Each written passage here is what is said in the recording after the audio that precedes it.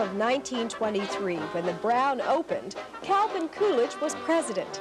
You could buy a Ford truck for $490. Zev had won the Derby. Pushmobiles were the rage. And Houston Quinn was the mayor of Louisville. Louisville was America's 34th largest city in 1923, a thriving river town in the nation's heartland. Downtown was alive, and 4th Street was the place to be, day and night. On Saturday afternoons, 4th Street was bustling with shoppers heading for Stewart's, Selman's, or maybe Beston and Langen. Or perhaps the order of the day was lunch at Stewart's or the Seelbach, and a matinee at the Majestic, the Rialto, or the Kentucky Theater, starring glorious Gloria Swanson. But we'd go in town and stand on the Seelbach steps and watch everybody go by, say just a preview of what was happening. I could walk through 4th Street in those days and I knew 75% by the first name.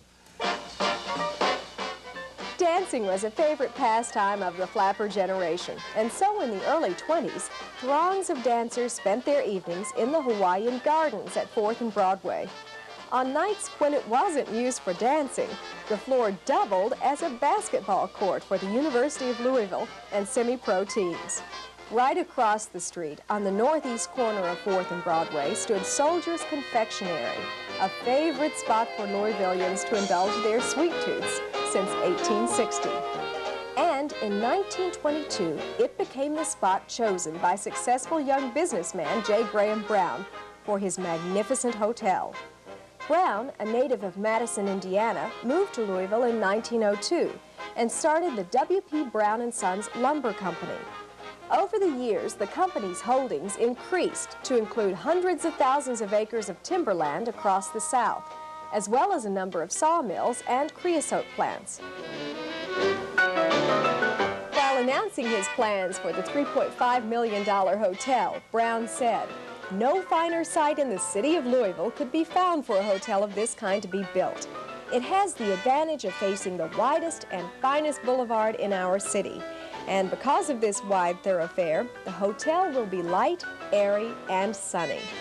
Before construction was even begun on the hotel, Brown once again showed his unflagging confidence in Louisville's future by announcing the addition of 172 rooms to the original 600, making it the largest and grandest hotel south of Chicago.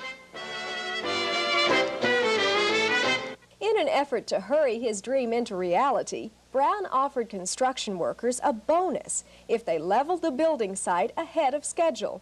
After only 12 days, the job was done, and the wrecking company was promptly given the $3,000 bonus.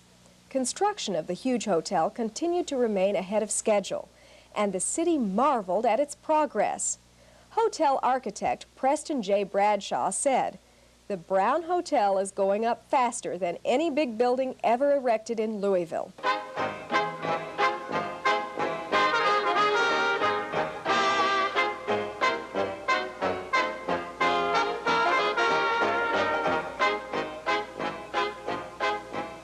And finally came the announcement that the grand opening of the hotel would be held a week ahead of schedule on October 25th, 1923, less than 1 year after construction began.